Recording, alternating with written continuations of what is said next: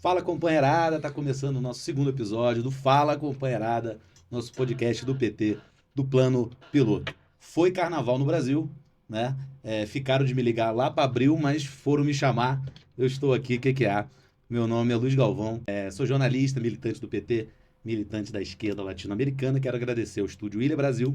Estou aqui com os nossos dois convidados de hoje, Ana Paula Cusinato, secretária de Cultura do PTDF, servidora pública, feminista, sindicalista, está sempre na luta pela valorização do serviço público, membro do Batalá, né? Um grupo que é um movimento mundial, né? O Batalá está em quase 10 países, 40 grupos, mais de 40 grupos formados. É um grupo de percussão que valoriza e luta e se integra junto do protagonismo feminino. E o Rafael Reis, que é gestor cultural, coordenador do projeto No Setor, né? Uma plataforma de transformação do centro de Brasília, e um dos idealizadores do setor carnavalesco sul, tá certo?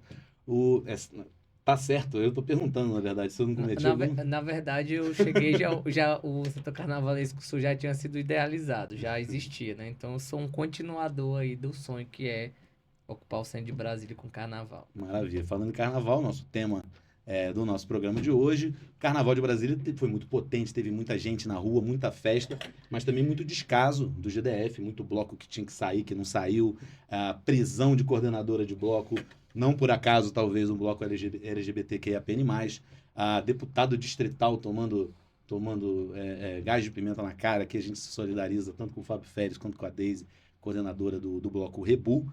Né? O Bloco Cinzeiro também foi impedido de terminar o seu desfile, o seu cortejo, enfim, antes das 9 da noite, né? Num lugar, enfim, que não tem área residencial perto.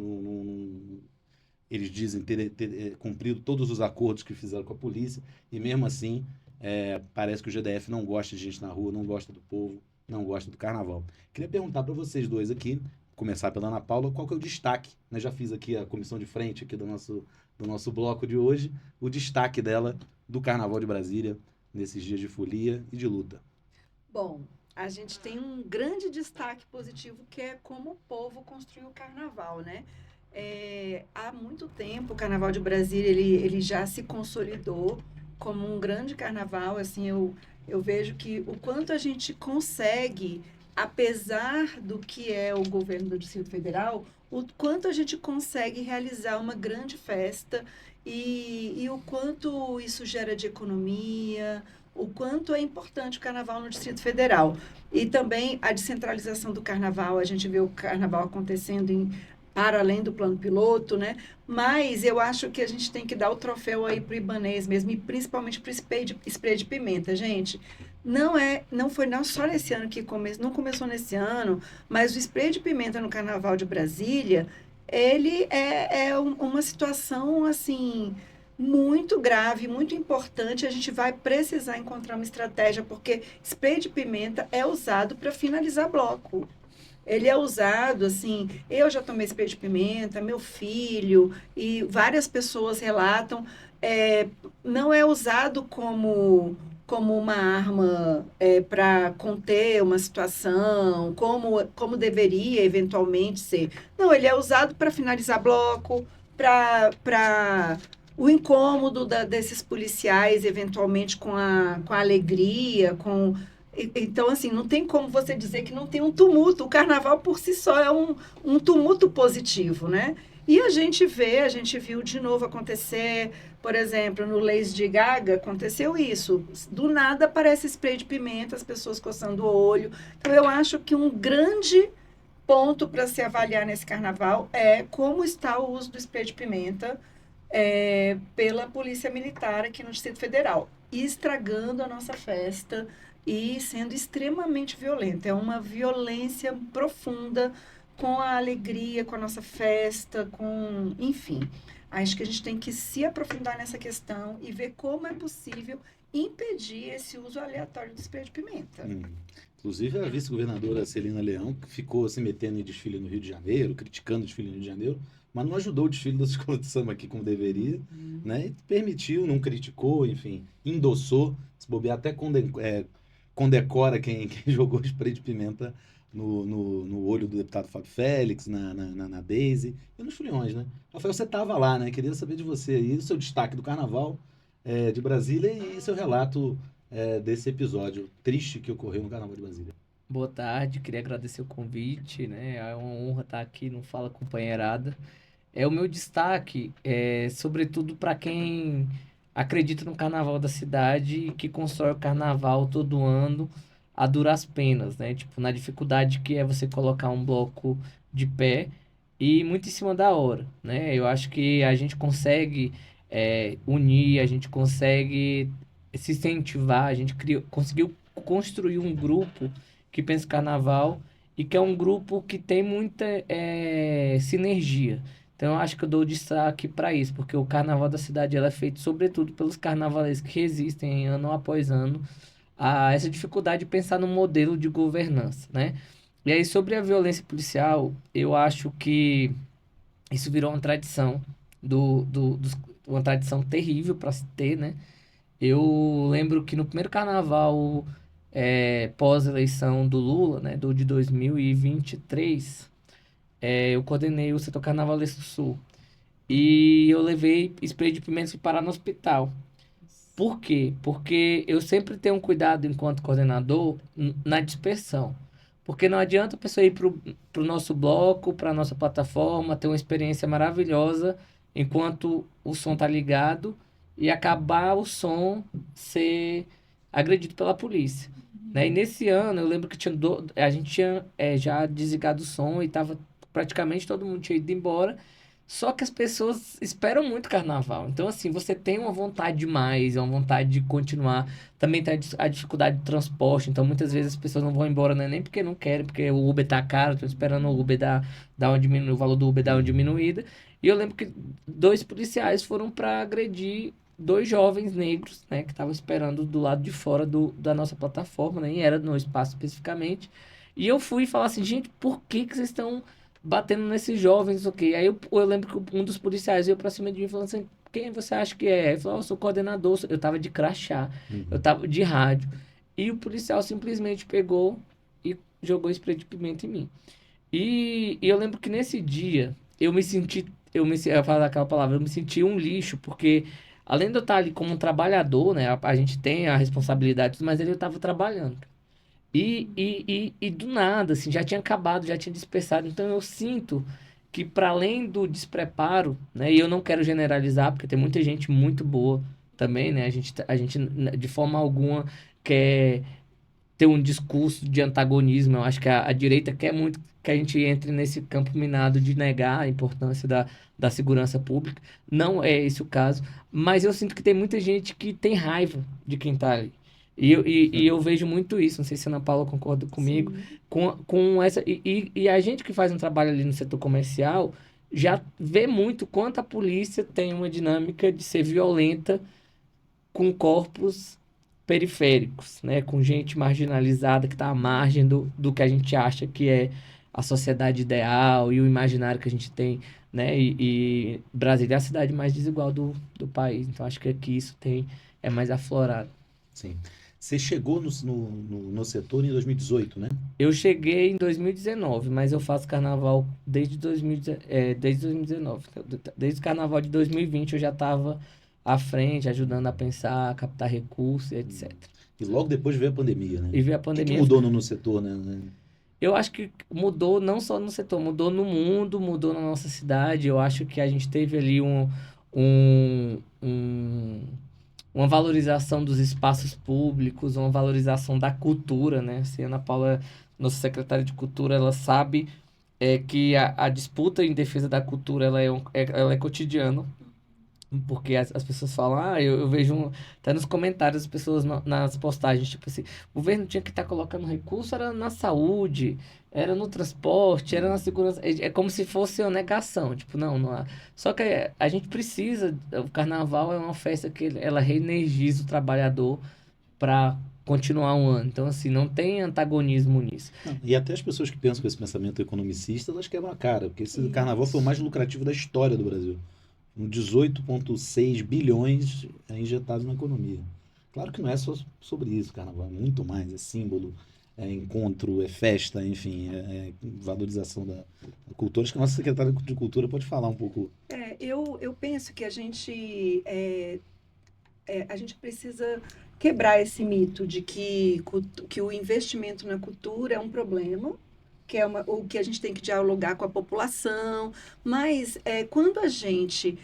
O que o MINC, o Ministério da Cultura, hoje está fazendo, por exemplo, que é ouvir a população em cada local, em cada território, eu acho que isso está reconstruindo o valor da cultura no Brasil, né? Porque, por exemplo, eu moro no Cruzeiro, a gente teve a oficina, o Rafael coordenou uma oficina aqui, né, também, e quando você escuta a população e ela percebe o que de fato é a cultura, porque a gente tem esse descolamento e fica pensando, cultura são os grandes shows, as grandes atividades, ou é só o carnaval, ou é só a festa X, Y, Z, né? Enfim, quando a gente retoma a cultura com a participação popular mesmo, a gente supera esse problema. E a economia que a cultura gera, ela integra essa população que está marginalizada, porque é do ambulante à produção de acessórios para o carnaval,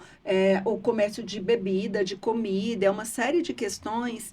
E assim, agora um ponto que eu queria falar um pouquinho sobre esse carnaval, que eu queria destacar também, um segundo destaque, a gente tem hoje uma normalização da desconstrução da responsabilidade do Estado por uma parte dessa política, da sustentação da cultura. Por exemplo, o correto, né, assim, na minha visão, que eu acho que o que a gente tinha antigamente é o quê? O Estado vai lá e bota a estrutura, paga os banheiros, paga essa administração, a logística do carnaval, ela poderia ser sustentada pelo próprio Estado e não transferida totalmente para os blocos, porque os blocos gastam todo o dinheiro deles com a estrutura. O dinheiro que você...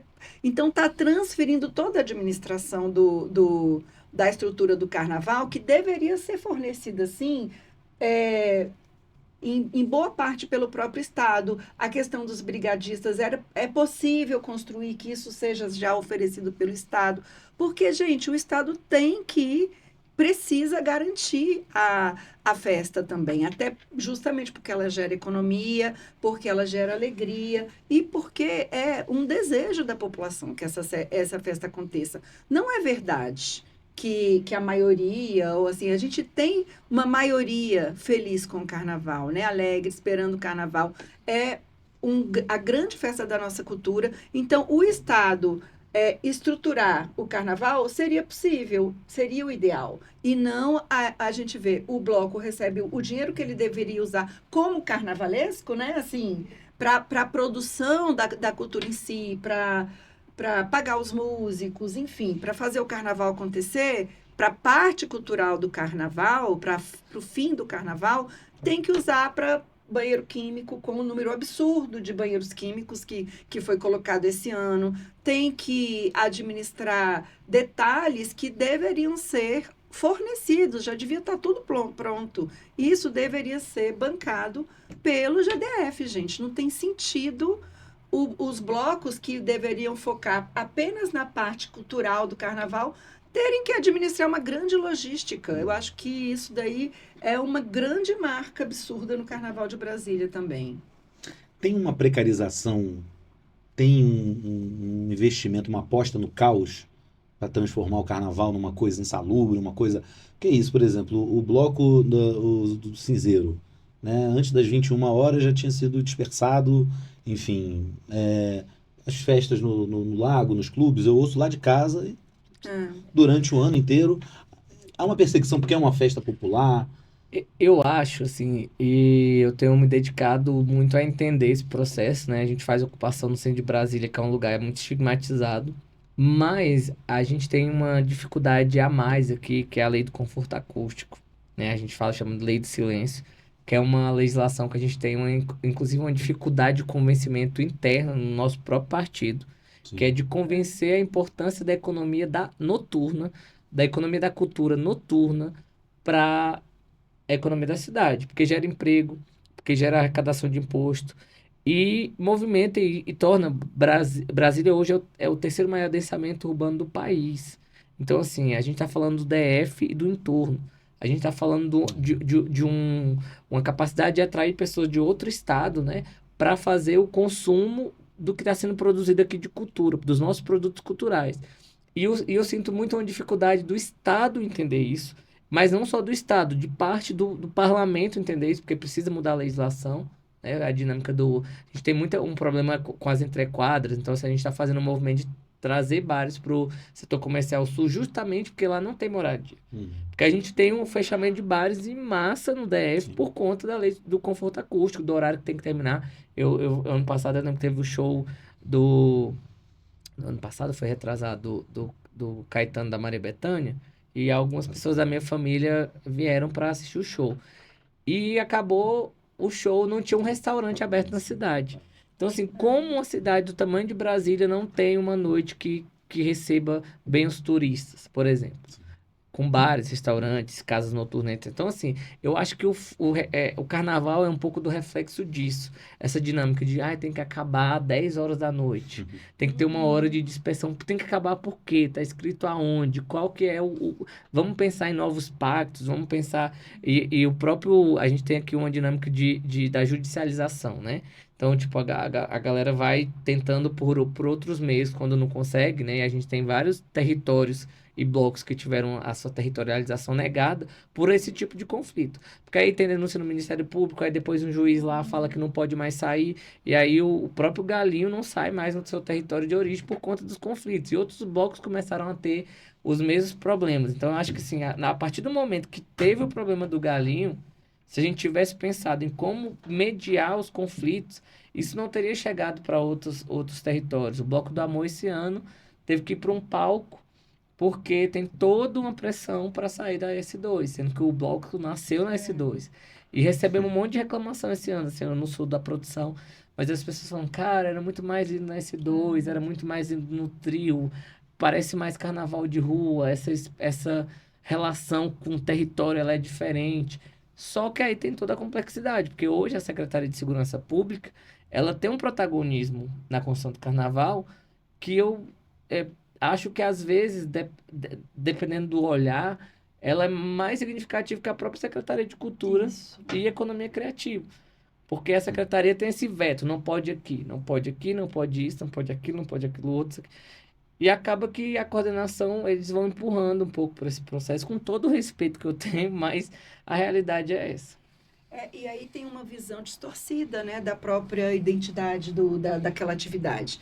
Esse ponto da transferência da negociação da Secretaria de Cultura para a Secretaria de Segurança Pública é muito grave. Nós precisamos falar sobre isso, porque a Secretaria de Segurança Pública ela tem apenas aquele viés da segurança, entre aspas, aí, né? Para quem não está vendo, estou fazendo aqui o entre aspas.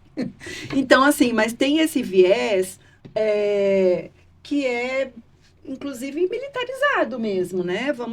Convenhamos, nossa polícia é militarizada, toda a ideia da Secretaria de Segurança Pública, que tem seu lado de proteção, nós precisamos da Secretaria de Segurança Pública no Carnaval também, mas precisamos que tenha menos segurança pública, como ela precisa ser o acessório necessário para garantir a segurança do folião.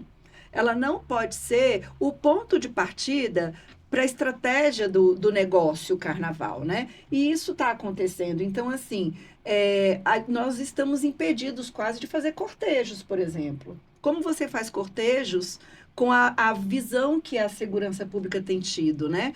Então, vai ter um bloquinho domingo agora, o Rivotril, né, por exemplo. Tem cortejo no Rivotril, mas é uma luta muito grande para negociar isso. Se você tem uma dificuldade muito grande para negociar a marcha do 8 de março, por exemplo, imagina um bloco, porque já é estigmatizado, tem muitas questões que a segurança pública coloca que são desnecessárias, é porque eles têm um protocolo definido e nós precisamos chegar lá com o carnaval e se encaixar nisso. E não é possível se encaixar. Porque se o carnaval não tiver minimamente liberdade, nós vamos ter todos os blocos iguais, por exemplo. Não faz o menor sentido. Todos os blocos no mesmo palco. E a gente tem essa questão, por exemplo, do Bloco do Amor é grave. Como a dificuldade que você teve, quase que o pacotão não consegue se concentrar na 302 Norte, né? Acabou conseguindo, mas é muito difícil. Essa decisão saiu em cima da hora, com muita mediação dos deputados distritais, enfim, com muita mediação, mas é um custo que não precisava acontecer se a perspectiva da organização do carnaval estivesse, de fato, centrado na proteção da cultura, né? Porque é uma questão de proteger o carnaval como ele é. Então, eu acho que a gente tem aí muitos problemas para resolver em Brasília, no nosso carnaval. Temos grandes pessoas, assim, né? Vocês estão assim, na linha de frente do carnaval muito bem, uma grande resistência, mas nós precisamos, por exemplo, para o Partido dos Trabalhadores, para os outros partidos progressistas, isso precisa vir à ordem do dia, porque essa violência contra a nossa cultura, ela é uma violência com a nossa identidade também, com muito mais do que... Não é só o carnaval, não é só sobre carnaval, né? É sobre como a polícia está tratando qualquer pessoa que ela aborda na rua também. E aí o carnaval mostra isso de uma forma bem agressiva. Então, eu penso que a gente tem alguns pontos para listar, levar o debate para dentro do partido, para dentro do movimento social, do movimento cultural, e tentar ter um carnaval mais livre em 2027. Acho que é um desafio grande e precisa colocar isso, inclusive, no plano de governo, né? Que a gente tem que construir um plano. Nós queremos eleger Leandro Graz e a gente tem aí um grande desafio pela frente para eleger o Leandro, e Érica Cocai no Senado, mas a gente precisa que esses dois também comprem essa briga desde já, porque a gente tem um teatro nacional para abrir, nós temos um carnaval para fazer com respeito a quem constrói o carnaval, né? E com a polícia fazendo o trabalho dela apenas, e não querendo fazer a gestão, né? Porque é a mesma coisa que a polícia dentro da escola, né? Não é diferente da militarização das escolas, a militarização da gestão do carnaval. E isso precisa ser resolvido. A gente não pode deixar normalizar isso, e já está normalizando, Sim. né?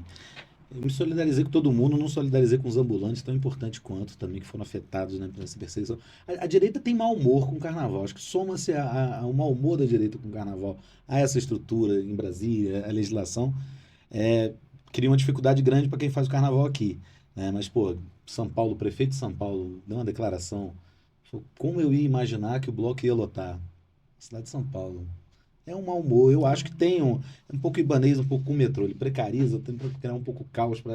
Não sei se há uma disputa. A pergunta que eu faço para vocês: há uma disputa cultural na gestão do carnaval, na maneira que se coloca? Com certeza. O tipo de crítica que se faz ao desfile em homenagem ao presidente Lula, por exemplo, né? Como se o sambódromo não pudesse ter alguém de esquerda no ambiente do samba, sendo que o sambódromo foi construído por um governo de esquerda ali, com Darcy Ribeiro idealizando. Inclusive aqueles camarotes todos que são vendidos a preços exorbitantes na época do carnaval eram CIEPs. O sambódromo tinham 5 CIEPs. Foram desinstalados em 2011. Mas, enfim, perguntar para vocês sobre essa questão dessa guerra cultural que a gente está vivendo, que eles estão na espreita, né? Eles estão esperando qualquer coisa. Eles interpretam uma lata, não está falando dos evangélicos, não, está falando de uma hipocrisia de alguns. Né? Eles estão à espreita esperando algum tipo de entre aspas, né, de vacilo nosso para que eles possam fazer essa... Olha, eu acho que... acho não, eu tenho muita convicção, na verdade, que o Brasília tem uma disputa sobre um território que eu sou um defensor de que a gente precisa centrar esforços nessa disputa, que é sobre o centro da cidade. Então, muita gente fala assim, a periferia é o centro. Eu não discordo de se dar a importância que a gente tem de levar todas as políticas públicas e os equipamentos para a periferia. Mas, no caso do Distrito Federal, especificamente, a disputa se dá pelo centro do poder. A disputa se dá por esse território que é o plano piloto e suas adjacências, onde está concentrado os equipamentos culturais, onde está concentrado... É onde passa os trabalhadores, né? Então, assim, você pega... Eu sempre falo que hoje a gente a gente se dedica, né, a estudar isso. A gente tem uma pesquisadora que está fazendo doutorado na UNB, que ela fez uma comparação muito interessante sobre o setor comercial sul e sobre o setor comercial norte. Não sei se vocês sabem, mas o setor comercial norte foi construído quase 20 anos depois, mais de 20 anos, se não me engano, do que o setor comercial sul. E eles simplesmente retiraram todos os espaços públicos que tinham sido construídos no setor comercial sul e transformaram em espaços privados no setor comercial norte. Então, se você vai no setor comercial norte, não tem praça na quantidade, não tem a galeria funcionando. Era para ter uma galeria como tem a Galeria dos Estados, tem a Galeria do Trabalhador. E por que eles fizeram isso? Não foi à toa. É uma política de cidade. É uma política de enxergar o trabalhador. Ele pode vir para o plano para trabalhar, mas ele não pode para festejar, ele não pode vir para produzir, ele não pode vir para outro fim senão o trabalho. E eu percebo muito isso no carnaval.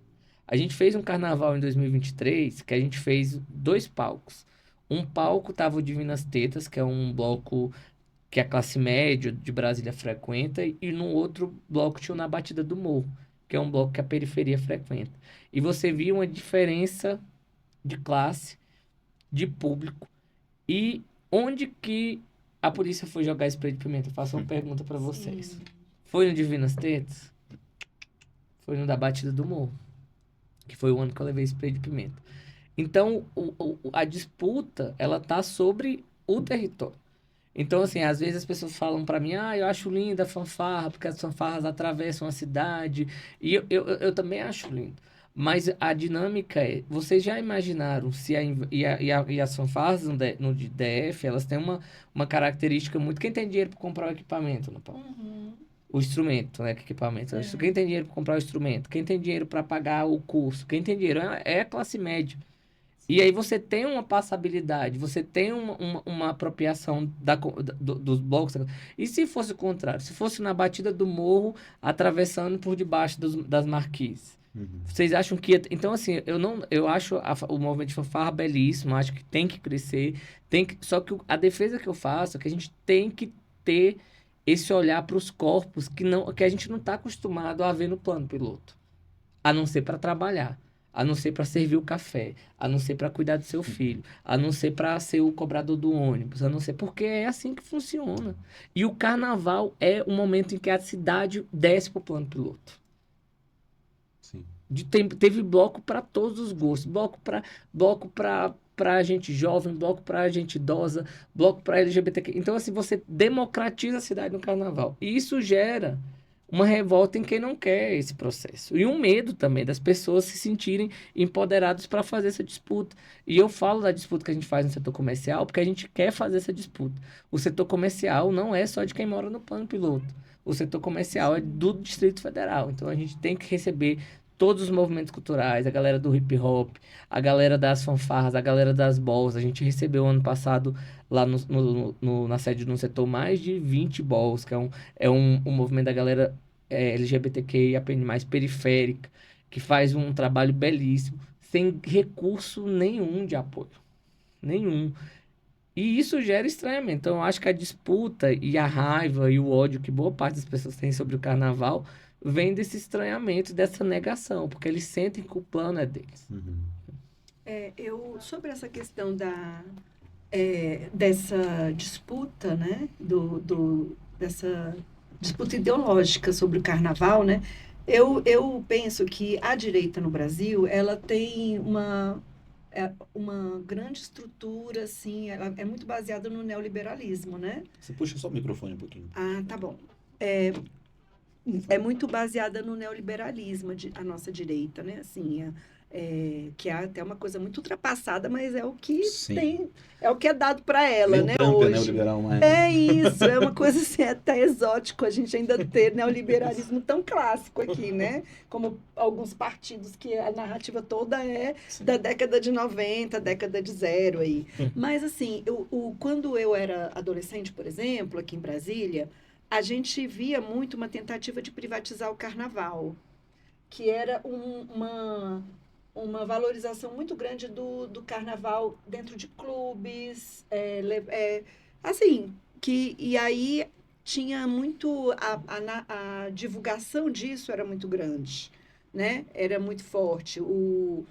E a gente conseguiu bancar, retomar, eu acho que isso aconteceu no Brasil inteiro, né? Mas a gente conseguiu bancar que o carnaval de rua fosse o nosso carnaval, o que ele é. Não faz sentido, né, não ser isso. Então, eu acho que a gente tem uma disputa aí da festa popular mesmo. A própria ideia da festa popular, tudo que for popular no Brasil é de esquerda. Mesmo que a pessoa não saiba que é, né? É popular, é de esquerda. Porque está defendendo que é para todo mundo, né? E essa questão do plano piloto, esse projeto do No Setor, ele é essencial para a gente. Porque essa questão do plano piloto, gente, Brasília, o Distrito Federal é uma coisa só. Essa tentativa de setorizar tudo é para afastar as pessoas, para tirar o direito à cidade. E quando a gente pensa no plano piloto como central, é também porque é onde você tem a rodoviária, por exemplo. Todo mundo chega. Se você faz uma festa em Planaltina, é uma festa super, super importante, faz um bloco muito legal e tal, é ótimo para Planaltina, mas aí Ceilândia não vai para Planaltina. Se for no plano piloto, dá para vir todo mundo. É a nossa, a nossa centralidade, é o plano piloto. E é de todos nós, de todas nós mesmo. Não pode, a gente não pode permitir. Eu lembro que isso aconteceu muito quando o Calaf fechou, né? Que a gente estava perdendo um espaço que tem ainda festas populares. Na perspectiva de um local fechado, que é comercial, né? Mas assim, perdendo um espaço que a gente tinha, por exemplo, funk. Onde você tem funk, né? Então, assim, a gente garantir que a narrativa do carnaval, por exemplo, quando o Lula, a crítica ao samba, ao enredo da Acadêmicos de Niterói, ela é um exemplo muito bom mesmo sobre isso, porque a gente está dizendo que o carnaval é nosso e nós não podemos abrir mão disso. Então, o enredo vai falar de racismo, como já falou, vai falar de transfobia, como já falou, vai falar de, enfim, vários enredos maravilhosos que a gente tem. Por quê? Porque o carnaval é revolucionário, o carnaval é luta, é espaço de luta, de militância. Quando a gente vê na Batida do Morro acontecer aqui no plano piloto valorizado, é uma militância, é uma disputa pelo território mesmo, né? Que é a essência do trabalho que vocês desenvolvem maravilhosamente no setor, que tem muito mais coisa aqui, é muito além disso, mas é uma essência. E essa disputa ela precisa ser liderada pelo PT, eu acho que precisa. A gente não pode desconectar isso do restante da luta da classe trabalhadora, né? Porque a disputa pelo espaço urbano, pelo direito à cidade, pela tarifa zero, que a gente teve tarifa zero no carnaval, essa pauta é nossa. É uma luta da classe trabalhadora, liderada pelo PT, que chegou a gente a conseguir que a tarifa zero fosse normalizada no carnaval todo, né? Sim. E olha o quanto isso ajuda a classe trabalhadora a vir para o carnaval. Então, eu entendo que a disputa de narrativa do carnaval, a direita não vai conseguir se apropriar dela nunca, porque ela é nossa. Ela é nossa como trabalhadoras, trabalhadores. E nós precisamos não cair no golpe de que a gente tem que fazer tudo bonitinho para eles aceitarem. Não importa, deixa eles não aceitando. A gente tem que achar que deu certo quando eles acham ruim. Acho que é por aí. Né? Incomodou é porque tá certo. E para quem acha que o PT não ganhou nada no Carnaval do Rio, o Unidos de Maricá classificou para a Série A, vamos dizer assim, para o grupo especial que foi idealizada e é presidida pelo Washington Quaquá, nosso companheiro do PT do Rio. Entendi, eu não sabia. E eu acho engraçado que as pessoas falam, estão homenageando a Gaviões, homenageou Lula, se não me engano, o enredo foi de 2011, Sim. Lula, filho do Brasil, e assim, eu acho que o que mais me deixa em choque é as pessoas questionarem a dinâmica dos posicionamentos políticos no carnaval, porque o carnaval é político. Sim. Não, e quem acha que o Lula não dá um bom enredo de escola de samba, bom sujeito, mano. Não tem nada de carnaval, não tem nada de Brasil, O né? carnaval, ele é político, ele é essa coisa da resistência, ele é essa insubordinação, ele é o lugar de todos os corpos que não se sentem é, parte do processo, jogarem seu corpo no mundo. Então, assim, eu fui para Salvador pra Festa das Águas, né? E aí eu fiquei olhando assim, eu falei assim, cara, o meu sonho de cidade, né? Salvador vira um carnaval que ele vai desde a preparação do você chega no aeroporto, já tem um seja bem-vindo, você passa pela cidade, a cidade já está em festa. E eu fui no pré-carnaval. Imagine quem vai no carnaval. Então eu acho que esse processo dos grandes carnavais, e teve, Salvador tem muitos anos, Rio de Janeiro tem muitos anos, Recife tem muitos anos, mas dois exemplos para mim de como quem está no governo faz toda a diferença para potencializar o carnaval, é o carnaval de São Paulo, na gestão do Fernando Haddad, que deu um salto, né? Por quê? Porque o Estado enxergou a importância do carnaval para a cidade e conseguiu enfrentar e mediar os conflitos, porque eu não sei se vocês se lembram quando o Haddad era prefeito, as pessoas queriam que ele tirasse o carnaval das áreas residenciais e criasse uma cidade do carnaval. E assim, a cidade de carnaval é a cidade de São Paulo, a cidade de carnaval é Brasília, a cidade de carnaval não tem por que criar uma cidade. Né? E muitas vezes as pessoas criticam, muita gente fala assim, vocês estão setorizando o carnaval, dando de bandeja o que o governo quer. E eu sempre rebato, falo assim, olha, eu acho importante a gente lutar pela garantia dos territórios, mas eu acho importante a gente ocupar o centro da cidade também, com o carnaval. Porque a gente democratiza o carnaval a partir do momento que a gente coloca o carnaval do lado do metrô, gente. Sim. A gente democratiza o carnaval a partir do momento que a gente bota o carnaval do lado da rodoviária, gente. Não dá pra gente achar que a gente colocar o carnaval só nas entrequadras ou botar o carnaval em um lugar onde você só chega de Uber ou que o transporte público não é tão facilitado como na região central. Então, eu acho que isso... E outro exemplo que eu ia dar era o de BH. Eu tive a oportunidade de conversar com a presidente da BH Tour no carnaval do ano passado, e eles fazem lá, eles criam uma força-tarefa para fazer a gestão do carnaval. Eles criam um grupo de trabalho transversal. Então, a Secretaria de Saúde dá a sua contribuição com distribuição de preservativo, com campanha de prevenção IST, a campanha, o Corpo de Bombeiros, a Secretaria de Segurança Pública, a Secretaria de Cultura, a Secretaria de Turismo, porque eles fizeram um cálculo lá para cada real investido, volta tanto, e eles investem 40 milhões de reais. Sim. Então, assim, e o Carnaval de BH virou a sensação do momento, assim, e por que Brasília não pode ter a relevância no cenário nacional do carnaval? Nós somos a capital do país. E nós temos uma dinâmica que é a enconde todos os carnavais. Então, você tem aqui o Menino da Ceilândia, você tem o Galinho, você tem Martinha do Coco, você tem as fanfarras, você tem uma diversidade gigantesca. Só que eu volto para o que a Ana Paula fala, e eu sou hoje dirigente de uma organização da sociedade civil, e não nego a importância da organização da sociedade civil para formular e executar política pública, mas a coordenação, a estratégia, ela não pode ser pensada por uma organização da sociedade civil. Ela tem que ser pautada pelo Estado, e não pode ser 2 meses antes do carnaval. Sim. A gente acaba, e eu estou há 5 anos praticamente acompanhando acaba e a gente pensa, não, esse ano vai ser diferente, esse ano a gente vai se planejar com antecedência, esse ano o recurso vai cair mais cedo, e não acontece. E gera um adoecimento em quem faz o carnaval. Por exemplo, Divinas Tetas, que é um dos maiores blocos, não quis sair esse ano por conta... Ele falou, não, nós não vamos sair dessa forma. Por conta da falta de disposição de enfrentar a peleja que é o recurso chegar, contratar a gente sem saber quando é que vai cair, e o modelo muda de um ano para o outro, então você não tem previsibilidade. Então, assim, a política ela precisa ser coordenada. E no Distrito Federal a gente tem a lei orgânica do carnaval. Então, tá muito mais fácil de se coordenar, porque já tem uma legislação apontando a direção. Então, eu acho que para o plano de governo, Ana, a gente tem que fazer esse processo de convencimento. Então, assim, não adianta a gente eleger deputados e deputadas que não estejam convencidos ou abertos para entender o processo que é a importância da economia e da cultura, né? Porque senão a gente vai a gente não, eu vou falar a palavra doutrina, né? Mas a gente não ensina para os nossos parlamentares que a gente tem que ter essa economia noturna. Não dá para Brasília, que é a terceira maior densamento urbano do país, funcionar como a cidade. Eu sou de Cristalândia, no Tocantins, tem 5 mil habitantes. Não dá para ser a Cristalândia, que você não consegue comer nada 10 horas da noite, porque fechou tudo.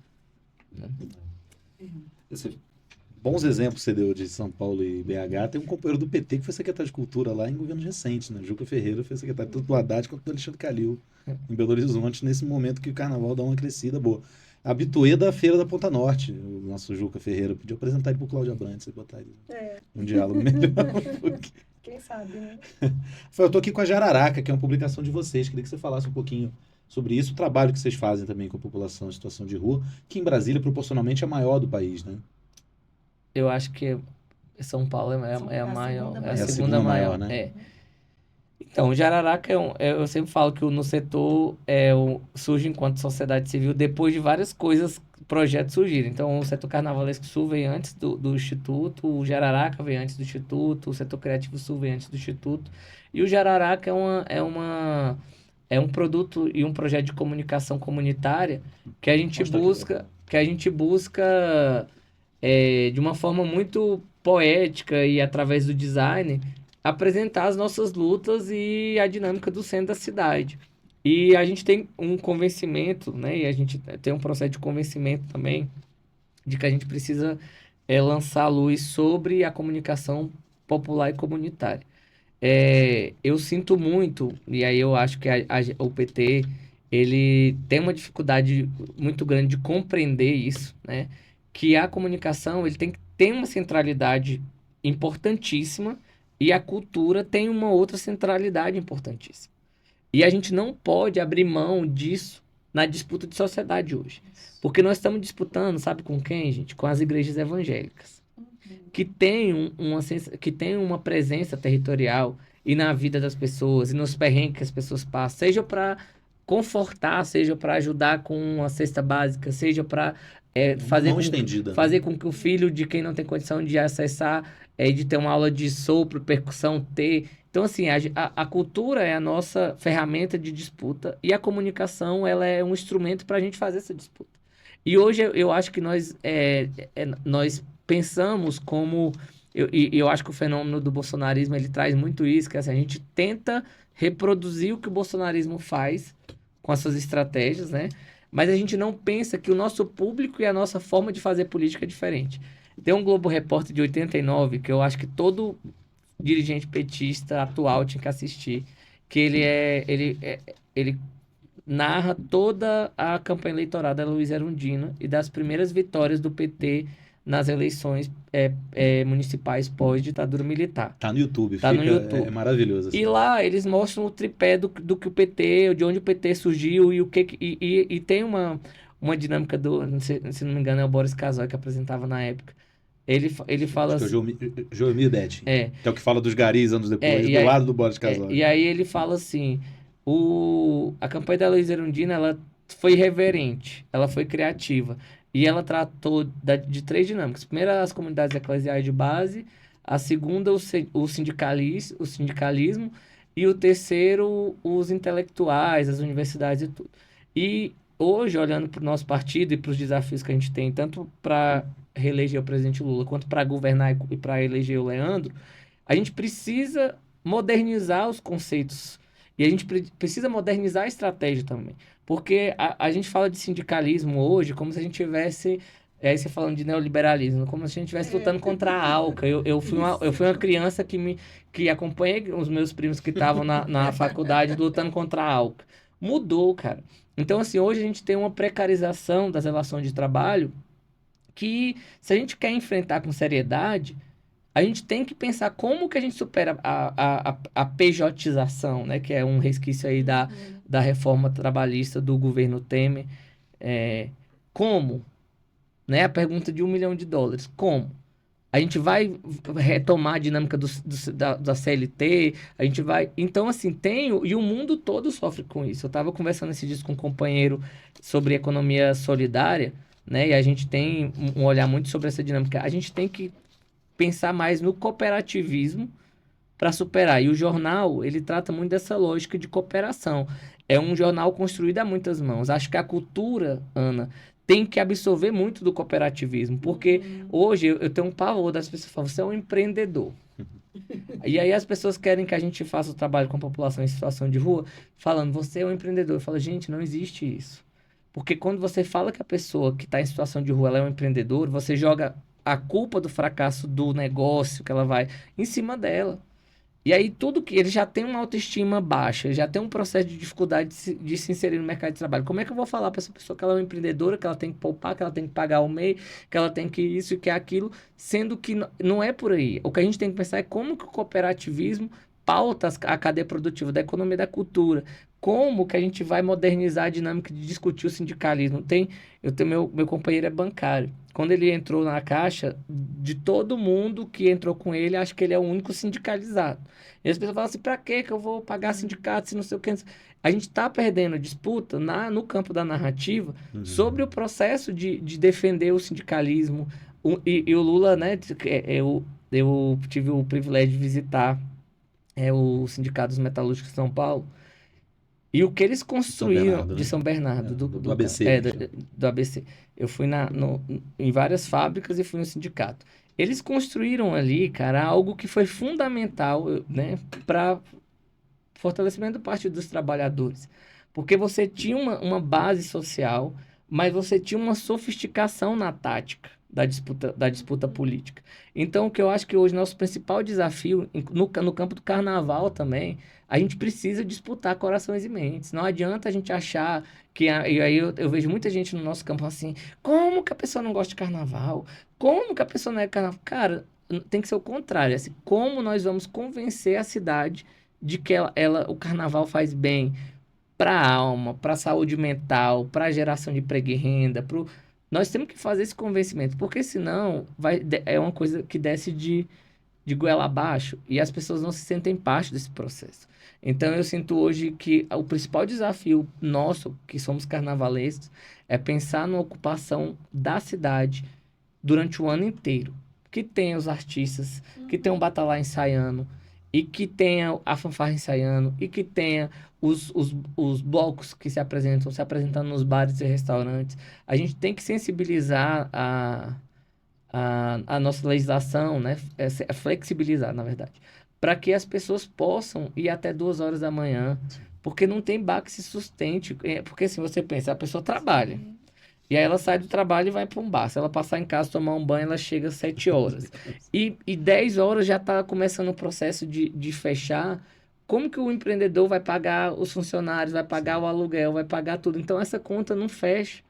E eu sinto muita dificuldade. Eu lembro que as pessoas falavam assim, ninguém que foi eleito vai comprar essa briga, porque é comprar briga com muita gente. Aí o setor cultural não fica satisfeito porque não é do jeito que eles queriam. Os empresários ficam insatisfeitos porque também não é. A comunidade fica insatisfeita porque está tirando o... Mas a gente que está, né, tanto fazendo cultura, quanto formulando, pensando como é que a gente pode ajudar o nosso partido a fechar essa conta, a gente precisa se dedicar a esse processo de convencimento e quais vão ser as estratégias. Porque hoje eu sinto que a gente ainda está meio perdido. A gente ainda tem um tempinho? Tem, né? Tem. Ah, tá bom. Não, é porque essa questão que o Rafael traz dos trabalhadores aí à noite, principalmente essa permanência nossa ao longo do ano.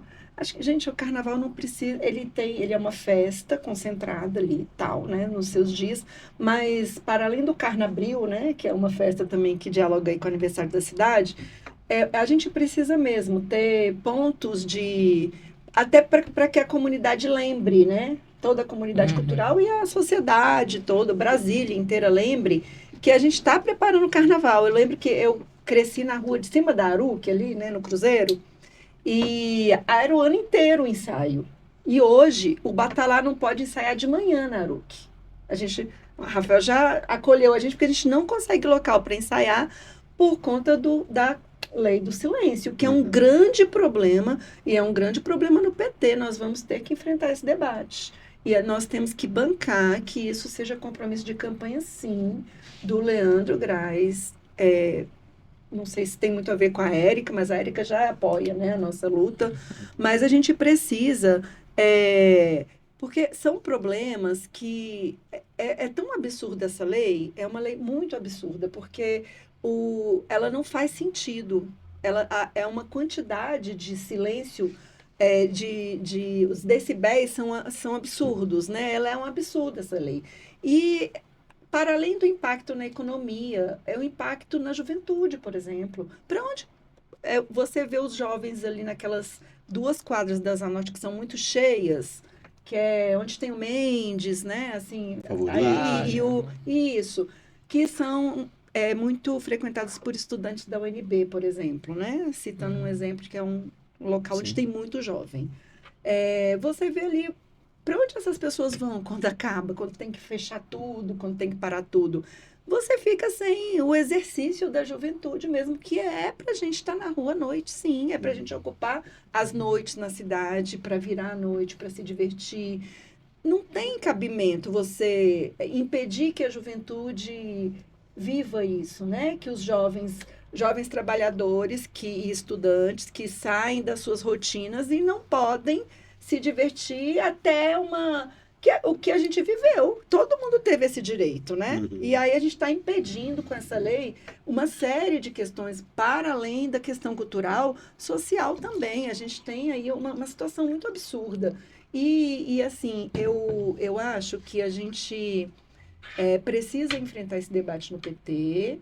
E para enfrentar esse debate com a sociedade, a gente precisa encontrar alternativas mesmo, né? Assim, o que a gente pode mediar que atenda a pessoa que está falando, estou com um bebê no prédio aqui, né? Que prédio é esse? Até onde a gente pode ir de distância também? Eventualmente pensar em alternativas para que a gente volte a ter karaokê nos barzinhos da Zanorte, né? Que, imagina que coisa horrível, né? Um karaokê ali, mas enfim, precisamos encontrar alternativas, mas a alternativa não é as pessoas não ouvirem nenhum som. Não existe essa possibilidade, né? Porque não é possível. Então, eu entendo que a gente precisa, sim, trazer um pouco do debate do carnaval para o ano todo, tentar construir com o governo Ibanez Celina é impossível isso.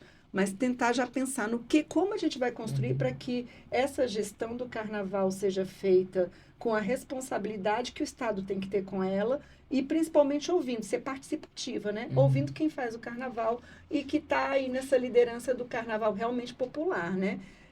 Então, isso daí é uma meta nossa para o ano que vem, né? Que espero que a gente esteja governando o Distrito Federal. Vamos governar. Eu fico lembrando a gente fez um debate, tem uma configuração em Nova York, tem outros países que é a prefeitura da noite. Aí o que a prefeita da noite de Nova York faz? Ela faz a mediação dos conflitos para garantir que exista uma noite, que, né, Nova York tem uma noite, talvez das cidades que mais longa, né? E aí ela foi, e eu me identifiquei muito. Ela falando assim, ó, eu era dono de um bar, e esse bar chamava Sutra, o nome do bar. E aí ela falou que tinha uma vizinha que denunciava ela todos os dias. Todos os dias. E ela liderava o ranking de denúncia e todo dia ela recebia fiscalização. Não porque tinha muita gente reclamando, mas porque tinha uma vizinha que fazia a denúncia. E eu acho que a gente precisa fazer um processo de formação para que a gente forme defensores da cultura. Eu sempre, as pessoas ficam tudo assim, eu vou denunciar no Ministério Público, eu vou denunciar no Ministério Público. Aí a galera confusenta que não gosta, vai lá e enche o Ministério Público de denúncia.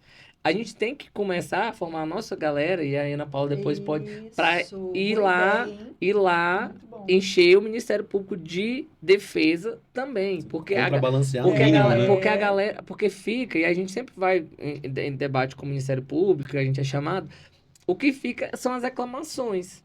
Mas se a gente começar a formar pessoas para defender, falar, isso aqui precisa... Porque assim, eu consegui dar uma virada de chave no setor comercial sul com a prefeitura. A Ani, que é a prefeita lá atual, ela assumiu praticamente junto comigo, ela a prefeitura e eu no setor. E eu falei, cara, eu vou procurar a Nick, vou abrir meu coração, porque a gente tinha muita divergência. Vou falar, reforçar que as nossas divergências não podem nos impedir de trabalhar, porque nós estamos no mesmo território.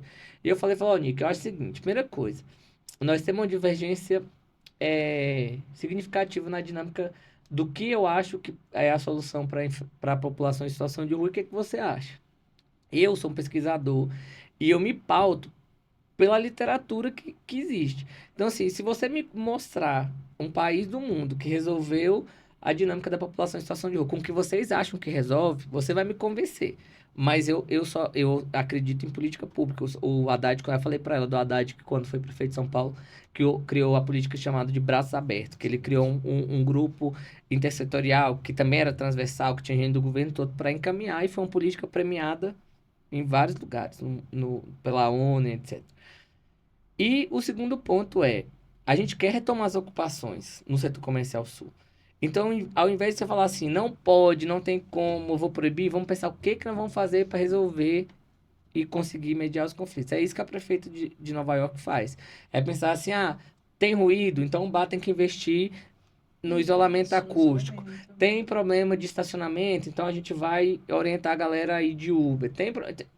Deixa fedido porque as pessoas urinam na calçada, então o dono do bar vai se responsabilizar por entregar no outro dia que as pessoas chegam para trabalhar a calçada limpa. Gera resíduo, o dono do bar tem que se responsabilizar pela gestão do resíduo que o bar dele gera. E assim... Tem caminhos, todos né? A gente tem pensado muito nisso, no próprio setor carnavalesco sul. Esse ano a gente teve ponto de hidratação que a gente conseguiu com a CAESB. A gente teve um programa de coleta de tampinha, porque a gente está com um projeto de design circular e reciclagem criativa. A gente tem que começar a pensar nas soluções e não ficar nessa coisa, não pode, não pode, não pode. E eu acho que hoje Brasília está assim. Não pode ir na Galeria dos Estados porque tem o Hospital de Base do lado. Não pode ir nas entrequadras porque tem morador do lado. Aí no setor comercial sul não pode porque tem o setor hoteleiro. E aí tem uma amiga minha que fala assim, onde é que nós vamos parar? Porque se você for pensar, não pode perto de hospital, não pode perto de residencial, não pode perto de igreja, não pode ir no lago porque o lago vira um espelho e propaga o som de forma... Então, assim, não tem lugar, né? E a gente precisa enfrentar, e eu concordo com a Ana quando ela fala que a gente tem que criar uma plataforma e fazer com que as pessoas entendam o processo, né? Porque eu vejo muito companheiro no PT, às vezes, de forma equivocada, falando, porque eu acho que não pode ter música depois das 10 na entrequadra. Mas não é porque que não pode. É que a forma como a gente discute hoje fica parecendo que é uma coisa ou outra. Ou pode ou não pode. Mas a gente pode encontrar caminhos, porque se você for olhar, Brasília não teria entregado para o país o Renato Russo se tivesse nessa chatice de que não pode, e tantos outros, que não pode nada. Não, e era uma outra época, Projeto Cabeça, o próprio Projeto Pixinguinha, né? O Canta Gavião lá no Cruzeiro. Né? Bom. Pois é. Então, mas esse ponto, Rafa, que essa questão do que a gente pode mediar, das soluções possíveis, aí eu entendo que tem uma responsabilização que tem que ser do Estado. Por exemplo, tem que facilitar a reforma das paredes, pelo menos baratear. Tem que ter uma forma porque o dono do bar não pode ter um ou outro que tem recurso, né? Mas a maioria são comerciantes, assim, são pessoas da classe trabalhadora que não vai ter um grande recurso para o investimento imediato para blindar né, para assim, tornar o espaço como a gente está aqui no estúdio, né? Então, assim, e não dá para trabalhar com caixinha de ovo. Assim, tem que encontrar... Então, precisa ter uma responsabilização do Estado nas soluções. Porque é isso que a gente não adianta, a gente não pode só ir para uma construção de mediação, não pode ser responsabilidade apenas das partes. O Estado tem que ter sua responsabilidade na solução. Que aí eu entendo que a gente precisa construir propostas, e essa lei do silêncio tem que ser uma prioridade para a gente, viu? Para enfrentar no PT, enfrentar no plano de governo, porque nós vamos ganhar essa eleição pelo que está dado aí. A gente está vendo Celina toda enrolada, do mesmo jeito que Ibanez, né? Então, a gente tem uma chance de ganhar essa eleição E aí nós precisamos fazer a melhor gestão cultural dessa cidade.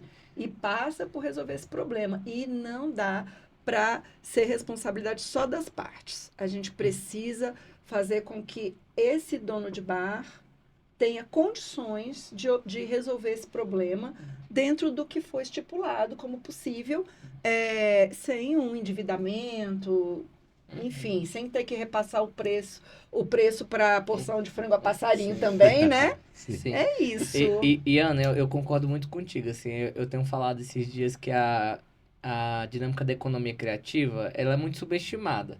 E a gente olha muito para ela, assim, muito pouco para ela. E aí eu fico falando assim do Banco do Brasil, assim, se você for olhar, o Banco do Brasil hoje é um dos grandes apoiadores do agro no Brasil. Sim. Então, assim, é empréstimo a perder de vista né, salva geral, vira e mexe o governo perdoa dívida e etc. E eu fico pensando assim, por que não transformar o Banco do Brasil, ou BRB, caso a gente ganhe o governo, num banco de incentivo à economia criativa? Para a gente, inclusive, quebrar as máfias que existem na cidade hoje, de estrutura, de tudo que... Porque se você transforma o João num fornecedor de som, a Maria num fornecedora de catering, a gente vai criar uma cadeia em que a gente... Porque muitas vezes eu sou obrigado a contratar quem já existe, quem é grande, porque eu não tenho quem me atenda e que tem uma outra dimensão em termos de tamanho de fornecedor. E a gente precisa fazer esse convencimento também, de ter uma linha de crédito, que os juros sejam baixos, para as pessoas conseguirem criar os seus próprios negócios, que tenham consultoria porque é muito difícil no Brasil, e eu vejo isso com a Pop Rua, eu vejo isso com os trabalhadores informais, eu vejo isso com as cooperativas que a gente faz um trabalho com esses grupos. É muito difícil a galera sair do nada e começar a ganhar seu dinheirinho e conseguir ter um planejamento financeiro. Mas o Estado, ele tem essa capacidade. Então, de você pegar, você vai ter que arrumar a acústica do seu bar, mas nós vamos te emprestar e nós vamos criar um plano e você vai pagando, porque também, né, tipo, tem dividir um pouco a conta e a gente transformar a nossa estratégia de desenvolvimento territorial, ter a economia da cultura no centro desse processo. Porque muitas vezes a gente nega ela. Então a gente está pensando em outro tipo de dinâmica. E a gente vê hoje Brasília passando por um processo de precarização gigantesca. A quantidade de gente que trabalha como Uber, a quantidade de gente que trabalha com iFood. Essa galera que está nessa dinâmica de precarização, porque não tem outro nome para dar, pode ser facilmente inserida na cadeia produtiva da economia criativa, porque é uma cadeia potente. Sim. E a gente tem que olhar para o nosso plano de governo pensando nas soluções. Hoje tem um conceito que chama cooperativismo de plataforma, que é você colocar a tecnologia e as plataformas que estão sendo desenvolvidas a serviço dos trabalhadores. Então, em vez de ter um empresário aqui que desenvolve e que subcontrata e que precariza, a gente tem uns trabalhadores fazendo isso. O Edinho, quando foi prefeito teve essa experiência. E eu acredito que é possível. A gente, no setor, tem uma relação muito próxima com a Rosana Regota, que é a reitora da UNB, e ela foi na sede do Instituto, né, perguntando o que a universidade pode fazer para o nosso trabalho. Eu falei, professora, colocar todo o conhecimento da universidade à disposição da sociedade, assim, porque a gente precisa de ter a galera do serviço social junto do nosso trabalho, né, Ana? A gente precisa ter a galera da comunicação para pensar como que a gente convence a sociedade de que violência policial não é legal. Sim. E que não é porque eu não sou a favor da violência policial que eu sou contra que as pessoas respondam criminalmente pelos eventuais crimes que elas cometam. Mas que existe um processo de julgamento. Porque isso está muito distante do senso comum. Então, assim, às vezes a pessoa é pega com uma quantidade de substância, a pessoa já condena a pessoa. Mas ninguém sabe quanto que a pessoa estava portando, ninguém sabe o que a pessoa estava fazendo naquele lugar. E colocar numa vala comum. E colocam numa vala Às vezes o vala não é nem literalmente uma vala mesmo que colocam. E aí a gente perde. Então, assim, a gente precisa dessa galera junto de nós. para a gente fazer as defesas, né? A gente fala que trabalhar com direitos humanos é muito difícil no Brasil. E essa foi a concepção da Universidade de Brasília, né? Dela ser mais integrada à sociedade, delas assim, esse distanciamento não faz sentido, né? A Universidade de Brasília tem que estar junto com os movimentos sociais mesmo. Né? Mas é muito distante ainda. Muito distante. Eu lembro que a gente, num trabalho, eu conto essa história a todo mundo, e eu não tenho vergonha de contar, porque eu sou cria da UNB, fiz graduação, pós-graduação, mestrado, tô fazendo doutorado, que eu cheguei um dia na Casa da Cultura da América Latina, e a Universidade de Brasília tinha colocado 8 vasos de plantas gigantescos na calçada para impedir que a população em situação de rua dormisse. Eu nunca senti tanta vergonha de ser aluno da UNB quanto esse dia. E eu falo sempre, a UNB tem que chegar lá não é com vaso de planta. A UNB tem que chegar lá com todo o conhecimento que é produzido à disposição de quem formula a política pública que está no Estado, à disposição de quem está lá na ponta na sociedade civil, que é muito criminalizada. Hoje você pega, tipo, uma dinâmica, né? Eu sempre falo que o meu sonho é criar um espaço de defesa do que realmente é a sociedade civil. Hoje a gente virou um boom, né? Tem sociedade civil com todo o nome que tu imaginar. E tem muita organização da sociedade civil de fachada, cara. Então, assim, a gente tem que separar o joio do trigo, a gente tem que separar o que é Eu já escutei demais gente falando assim, porque essa é minha OSC. Aí eu fico assim, como assim minha OSC? Porque, para mim, a organização da sociedade civil é uma associação que tem os associados, que tem uma missão, um propósito. Não é uma coisa familiar. Sim. Não é para ser familiar. A empresa é familiar. A organização da sociedade civil não é familiar. É coletiva, né?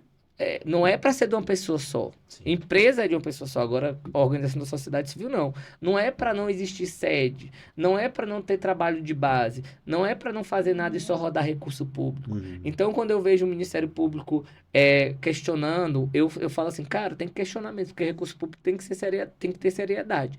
Mas a gente precisa separar o joio do trigo. E eu sempre falo, as pessoas falam, quando vira e mexe, o pessoal me manda alguma denúncia, porque sabe que eu sou coordenador de uma organização da sociedade, essa denúncia que eu falei, cara, eu durmo todo dia com a minha cabeça no travesseiro, com a consciência tranquila, porque a gente faz um trabalho de base. A gente tem um banheiro que funciona de segunda a sexta, agora das 8 às 17. A gente tem trabalho de geração de emprego e renda. A gente emprega pessoas em situação de vulnerabilidade. Tem a escola carnavalesca também. A gente tem um projeto da escola carnavalesca que é para formar para a economia da cultura e do carnaval.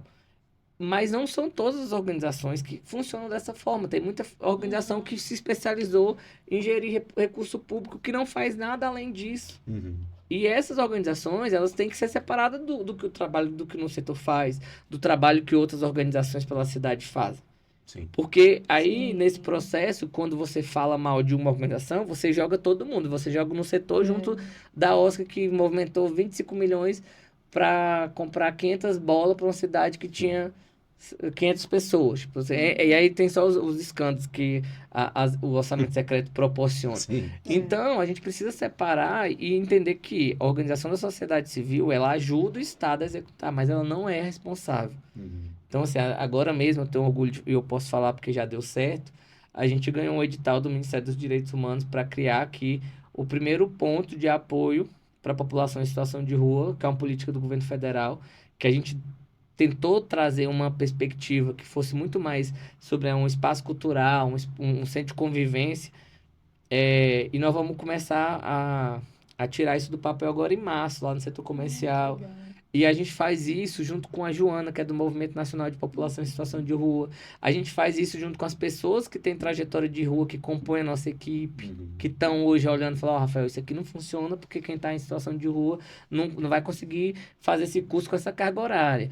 Isso aqui não funciona porque eu não ficaria. Então, assim, a gente tem a possibilidade de mostrar que é possível fazer política pública com respeito, né? Que é possível a gente trazer a cultura para a ordem do dia da política para pop rua, porque a galera que está em situação de rua, ela tem direito, como você tem, de consumir os produtos culturais, né? O direito à moradia, moradia primeiro, muita gente fala, moradia primeiro, mas ele tem uma série de outros direitos que são negados e que muita gente não enxerga isso dessa forma.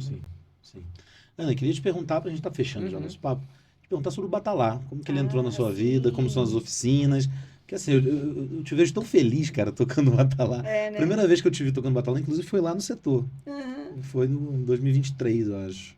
Ai, que legal. Conta aí um pouquinho. Como foi. Então, o Batalá, ele é um projeto, né, como você falou no início, um projeto mundial, criado pelo Giba Gonçalves, o mestre Giba, que é lá do Pelourinho, ali da saúde, do bairro da Saúde, né, lá do lado do Pelourinho. E ele foi para Paris e aí criou o Batalá porque ele não ia ficar sem o batuque dele, né? E ele é assim um gênio. As músicas são você apenas com 4 instrumentos aí você escuta uma música mas são todas autorais, então assim talvez seja até um pouquinho difícil compreender uma música, a percussão sem outros instrumentos, né? Mas é a proposta mesmo, é só a percussão. Por isso não é uma fanfarra, a fanfarra tem que ter sopro, enfim, é outra pegada. E aqui em Brasília foi criado um tempo depois pelo Tutuca, que conheceu lá em Paris, porque estava, enfim, ele não conheceu aqui no Brasil, é bem estranho isso, né? E aí trouxe para Brasília e resolveu criar só com mulheres aqui em Brasília, né? Tá em vários países, tem vários batalás. Aqui no Brasil hoje só tem Sergipe, Aracaju e Brasília. E a gente tem hoje 70 mulheres, a gente vai abrir agora em março um processo seletivo, né? Um edital para ingressar novas mulheres. As mulheres entram sem saber tocar nada, esse foi um dos motivos que eu achei que seria o meu caso, né? Que eu não tocava, enfim, já tinha tido pequenos contatos, né? Com um pouquinho de musicalização.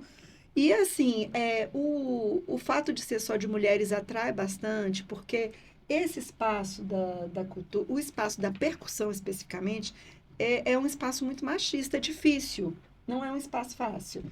E aí facilita bastante, né? A gente se sente mais confortável, acaba tendo uma proteção. E o Batalha tem uma disciplina difícil, que é todo sábado de manhã, né? Assim, horário fixo.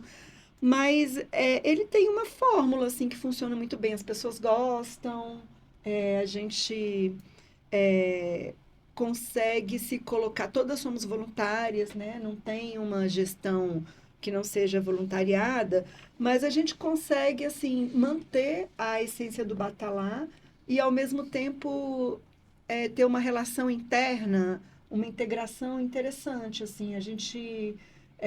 aí por isso que fica muito feliz, né? Quando você vai tocar. A percussão traz isso, né? Ela pulsa mesmo um pouco com o coração ali, né? Uhum. E a gente tem alguns projetos, eventualmente, né? Quando consegue. Agora esse ano vai executar uma emenda que a Érica Cocai destinou para gente, aí, no Ministério da Cultura.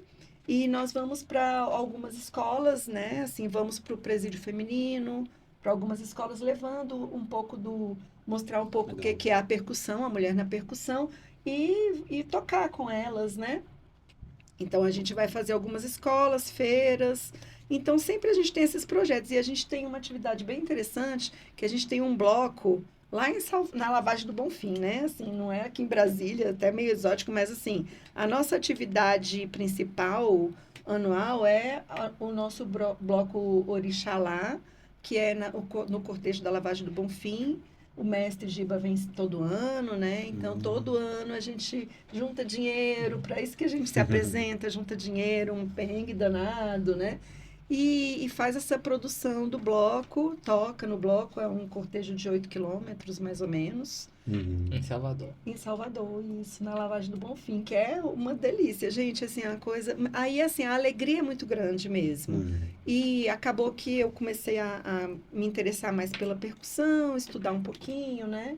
Aí estudo lá na escola de choro, mas eu vejo a percussão como uma forma inclusive seria interessante fazer um trabalho com pessoas em situação de rua, eu acho que seria interessante, porque a percussão, ela não é que ela é fácil, mas é como se ela fosse mais popular mesmo do que outros instrumentos, né? Porque E, de repente, poderia ser até uma ideia legal, sabe? A gente construir um projeto assim porque eu acho que a gente precisa sempre entregar para as pessoas a humanidade, a oportunizar se sentir. Então, a gente vê a autoestima das pessoas crescendo quando elas estão no espaço de realização da cultura, para além de consumo, né?